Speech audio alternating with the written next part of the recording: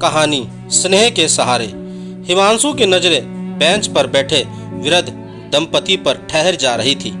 उनके चेहरे में जाने कैसी सम्मोहन शक्ति थी जो हिमांशु को अपनी तरफ आकर्षित किए हुए थी। वृद्ध दंपति भी उसी की तरह ट्रेन के इंतजार में थे। उनके चेहरे से उदासी व बेचैनी साफ झलक रही थी। ना जाने क्यों हिमांशु को ऐसा लग रहा था जैसे उन्हें कहीं देखा है, पर कहाँ। यह उसे अपने दिमाग पर जोर डालने पर भी याद नहीं आ रहा था। हिमांशु के मन में बार बार यह विचार आ रहा था कि उनके पास जाकर उनकी समस्या का कारण मालूम कर सके, लेकिन क्या प्लेटफॉर्म पर ट्रेन की प्रतीक्षित किसी अपरिचित व्यक्ति से उसकी व्यक्तिगत बातों की जानकारी लेना उचित होगा। यह विचार आते ही वह अपने मन में उठ रहे अंत द्वंद्व को दबा देता था। ट्रेन 2 घंटे विलंब थी। उमस भरी गर्मी और अत्यधिक भीड़ के कारण हालत खराब हो रही थी। ऊपर से मन में भरी बेचैनी। घर पहुंचकर क्या जवाब देगा वह सुजाता को कि भैया भाभी ने सदैव की भांति इस बार भी उसकी बात मानने से इनकार कर दिया। 3 वर्ष पूर्व सुजाता से प्रेम विवाह किया था हिमांशु ने। उसके विवाह में घर परिवार का कोई सदस्य शामिल नहीं हुआ था। सुजाता का तो कोई था ही नहीं। दूर दराज के मामा मामी के घर किसी तरह से पली बढ़ी थी वह। हिमांशु के साथ विवाह करने के कारण मामा मामी ने राहत की सांस ली। किसी तरह से ही सही, पर बला तो टली। विवाह पूर्ण ही मामा मामी ने इस भय से पल्ला झाड़ लिया था कि कहीं शादी पर उनको कुछ खर्च ना करना पड़ जाए। हिमांशु के घर से भी विवाह में शामिल होने कोई नहीं आया था। हिमांशु की परवरिश कठिनाइयों के किन किन दौर से गुजरकर हुई थी यह तो हिमांशु ही समझ सकता था। 14-15 वर्ष की किशोर वय में ही उसके पिता की आकस्मिक मृत्यु हो गई थी। पति की मौत से दुखी व व्यथित रहने वाली माँ भी उसे थोड़े ही समय बाद बेसहारा छोड़कर चली गई। वैसे तो वह अपने सगे भैया भाभी के पास ही पला बढ़ा था, परंतु उसके साथ उनका बर्ताव नौकरों से भी गया गुजरा था।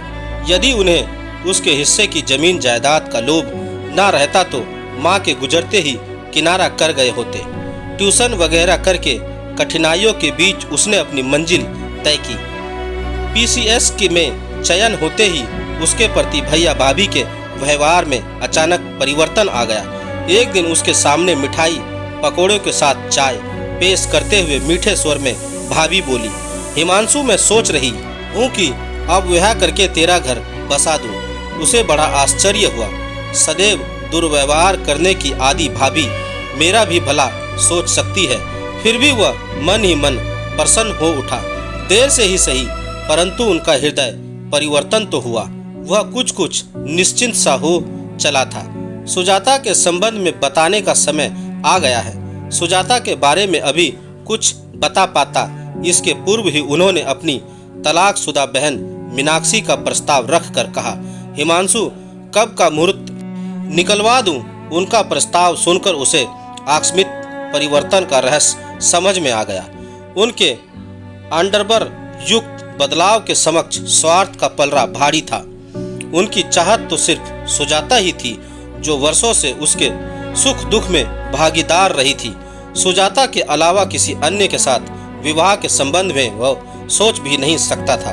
भाभी की बहन के साथ रिश्ता न जोड़ने की उसे ये सजा दी गई कि भविष्य में वह उनके घर में कभी कदम नहीं रख सकता। हिमांशु ने सारा वृत्तांत सुजाता को सुनाया तो उसने बेहद निराशापूर्ण शब्दों में कहा, हिमांशु विवाह रिश्तों को जोड़ने के लिए होता है, तोड़ने के लिए नहीं। तुम उनकी बात मान लो। मेरे कारण तुम्हारा घर परिवार टूटे यह उचित नहीं है। विवाह पश्चात सब कुछ सामान्य हो जाएगा। वैसे पहले ही मेरा संबंध उनके साथ मधुर कब था।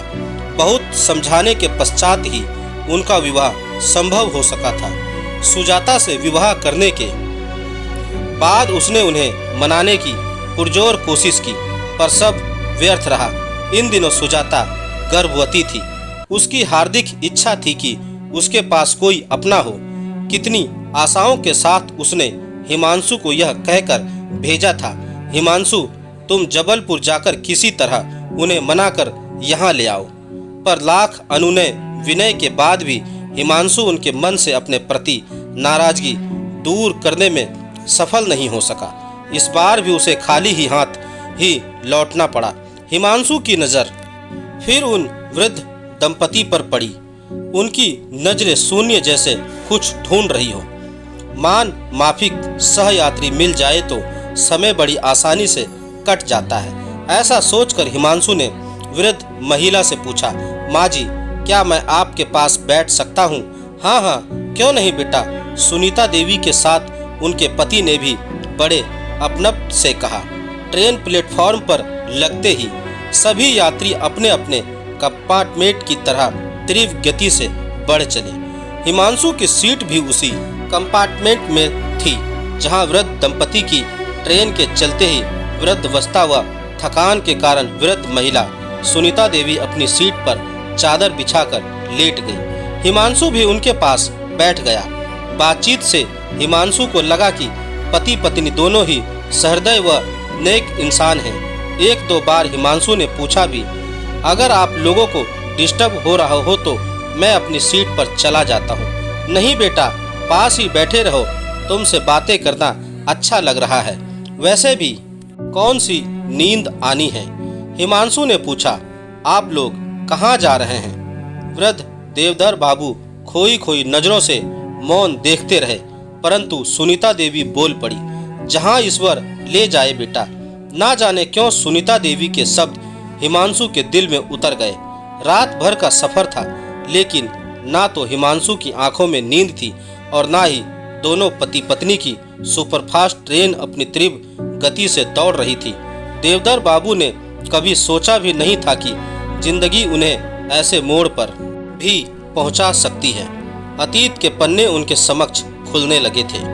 उच्च पदस्थ सरकारी अधिकारी होते हुए भी उनके मन में बेईमानी से धन दौलत इकट्ठी करने की कभी लालसा नहीं रही।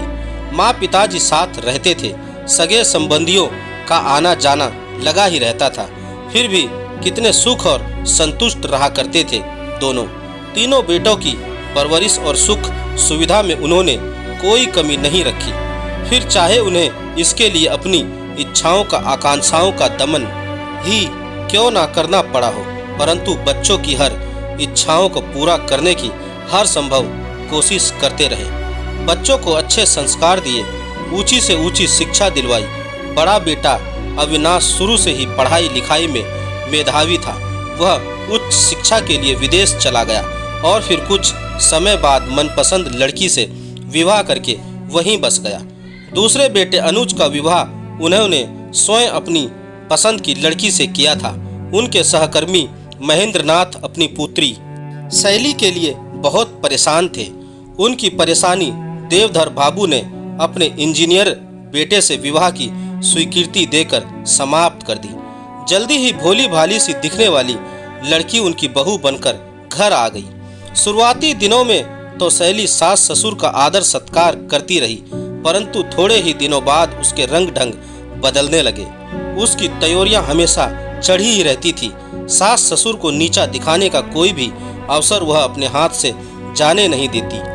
सबसे छोटा बेटा आकाश बचपन से ही माता पिता के इजाजत के बगैर कोई काम नहीं करता था। आज्ञाकारी पुत्र था वह। अपने विनम्र एवं सुयोग्य पुत्र का विवाह सुनीता देवी ने अपनी पसंद की लड़की मीता के साथ किया। मीता के घर के रहन सहन और उनके पारिवारिक स्तर में कहीं कोई समानता नहीं थी। फिर भी बड़ी बहू शैली के बदले तेवर देखकर सुनीता देवी ने साधारण शक्ल सूरत वाली मीता को ही अपनी बहू बनाना उचित समझा। उन्हें सुयोग्य बहू की प्राप्ति की लालसा अधिक थी। उन्हें विनम्र नेक व सहृदय बहू चाहिए थी, जो उन्हें अपने माता पिता समान अपनापन व मान सम्मान दे सके। परंतु भाग्य की विडंबना के आगे किसकी चलती है। मीता ने घर में आते ही कलेश फैलाना शुरू कर दिया। वह गृहलक्ष्मी नहीं बल्कि उनकी सुखी शांति के लिए अभिशाप साबित हुई। दोनों बहुओं का अभद्र व्यवहार देखकर पति पत्नी ठगे से रह गए। कहाँ कमी रह गई थी उनके व्यवहार में? क्या उन्होंने स्नेह, आत्मीयता या हर तरह से सहयोग देने में किसी तरह की कोताही की थी। परिवर्तन तो जीवन का आश्वस्त सत्य है, यह तो वे भी जानते थे कि समय सदा एक समान नहीं रहता। उनके जीवन में भी परिवर्तन होगा, परंतु यह परिवर्तन उन्हें इतना एकाकी, उपेक्षित और निरस्कृत कर देगा, ऐसा तो उन्होंने कभी सोचा ही नहीं था। सुनीता देवी के अंतर्मन में अनेक स्मृतियां सजीव हो उठी। कितने धूमधाम और शौक से बेटों का विवाह करके बहुओं का स्वागत किया था। उन्हें हर तरह की सुख सुविधा उपलब्ध करवाने के साथ साथ बेटी समान स्नेह व ममता न्यौछावर करती रही थी। परंतु प्रतिदान में उन्हें क्या मिला? कितना गर्व था उन्हें अपने लाडलों पर। सारी जिंदगी घर गृहस्थी के चक्कर में पिसती रही थी वे, पर अब भला उन्हें किस बात की चिंता फिक्र। कभी इंजीनियर बेटे के पास रहेगी तो कभी मैनेजर बेटे के पास। बहुओं के हाथ की रोटियां खाकर बुढ़ापा अपने भरे पूरे परिवार के साथ आनंद पूर्वक गुजारेंगी। पर पति के रिटायरमेंट के पश्चात उनका भ्रम पूरी तरह से टूट गया। ममतावश जिस बेटे बहू के पास जाती, वहां पहुंचते ही दिल के टुकड़े टुकड़े हो जाते। पति के पेंशन के सारे पैसे उन्हीं पर खर्च हो जाते थे। यदि कुछ बचाना भी चाहती तो बहुएं ऐसा होने नहीं देती थी। किसी न किसी बहाने सारे पैसे निकलवा ही लेती थी। जितना अधिक उनके पास सुख सुविधा का साधन एकत्रित होता जा रहा था, उतनी ही उनकी आंखों में अतृप्त बढ़ती जा रही थी। सुनीता देवी ने अपनी आंखों से बहते आंसुओं को अपने आंचल से पोंछ लिया, परंतु यादों का सिलसिला अनवरत चलता रहा था। छोटी बहू भी कौन सी दूध की धुली है, वह तो शैली से भी बढ़ चढ़ कर निकली। जिस मीता को वह अपने पति व बेटे के विरोध के बावजूद इस घर में लाई थी, घर में पर्दापर्ण करते ही वह उनके सपनों को छीन भिन करके उनके जीवन में ग्रहण समान छा गई। उसकी अमर्यादित हरकतें करने की कोई सीमा नहीं रह गई थी। बात बात पर झल्लाना और घर के माहौल को तनावग्रस्त कर देना उसकी दिनचर्या में शामिल हो गया था। आकाश और बाहर वालों के सामने ऐसा स्वांग रचती मानो उनका कितना ख्याल रखती है, पर पीठ पीछे कटु विक्तु की नुकुले नस्तर चलाती। उसके दोहरे चतुरी को देखकर पति पत्नी स्तंभ रह जाते। आकाश भी जाने अनजाने कलेश व शांति से बचने के लिए पत्नी का साथ देने लगा था। बेटे बहू ने उन्हें एकदम अवांछनीय बना कर रख दिया था। एकाकीपन एवं घुटनपूर्ण माहौल जब उसकी सहन शक्ति से परे हो गया तो उन्होंने अपनी संतानों के प्रति मोह माया को त्याग बेटों की जिंदगी से निकल जाने का फैसला कर लिया। अंधेरा छटने लगा था। ट्रेन किसी स्टेशन पर रुकी हुई थी। रात विचारों के झंझावत में कैसे कट गई बुजुर्ग दंपति को पता ही नहीं चला। हिमांशु उसके लिए भी चाय ले आया था। वह देवधर भाभू और सुनीता देवी से रात भर में ही इतना घुल मिल गया था कि वे उसे अपने से लगने लगे थे। आपको कहाँ उतरना है, आपने अभी तक बताया नहीं। दिल्ली, जहाँ मैंने अपनी जिंदगी का एक लंबा समय गुजारा है, वहाँ हमारा एक छोटा सा घर है। टूटी कुंडियों को पुनः समेटना पड़ेगा। दीर्घ निश्वास लेकर देवधर बाबू बोल पड़े। हिमांशु का मन वर्षों पुरानी स्मृतियों में उलझ सा गया। अचानक उसके मन मस्तिष्क में दबी धुंधली धुंधली सी तस्वीरें स्पष्ट होने लगी। प्रसन्नता से विभोर होकर बोल पड़ा हिमांशु, कहीं आप मेरे वही देवधर चाचा तो नहीं हैं जो मेरे पिता विपिन शर्मा के अभिन्न मित्र थे और जिनकी स्नेह छाया में मैंने अपने बचपन के सुखद पल गुजारे थे। अरे हिमांशु बेटा, मैं तो तुम्हें पहचान ही नहीं सका। वर्षों बाद देख रहा हूँ ना। उनके चेहरे पर किसी बेहद प्रिय से मिलने की चमक छा गई। लेकिन मैंने तो सुना था कि आप रिटायरमेंट के बाद अपने बेटे बहू के पास चले गए थे। कट्टू स्मृतियां पुनः उनके मन पर हावी उठी। बेहद खिन्न मन से बोल पड़े, हमारा कोई परिवार नहीं, हम अकेले हैं। हिमांशु को सब कुछ समझते तनिक भी देर नहीं लगी। तो यह है कि उनकी बेचैनी और परेशानी का रहस्य। हिमांशु को लगा जैसे उसकी मनचाही मुराद पूरी हो गई हो। अपनत्व से बोल पड़ा, नहीं चाची जी, आप लोग अकेले नहीं हैं, आप दोनों मेरे साथ चलेंगे। हम मिलकर प्यार व मान सम्मान से परिपूर्ण परिवार बनेंगे। आप तो मेरे सुख दुख के साक्षी रहे हैं चाचा जी। आपके मार्गदर्शन के कारण ही तो मैं विषम परिस्थितियों को पार करके सफलता की इस मंजिल तक पहुंचा हूं। मेरा अंतसर वर्षों से ही किसी अपने से सांधे की तलाश में भटकता रहा है। आप दोनों को मेरे साथ चलना ही होगा।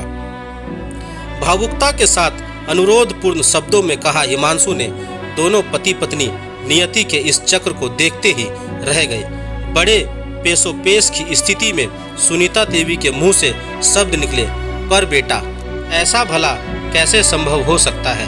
क्यों नहीं हो सकता है चाची जी?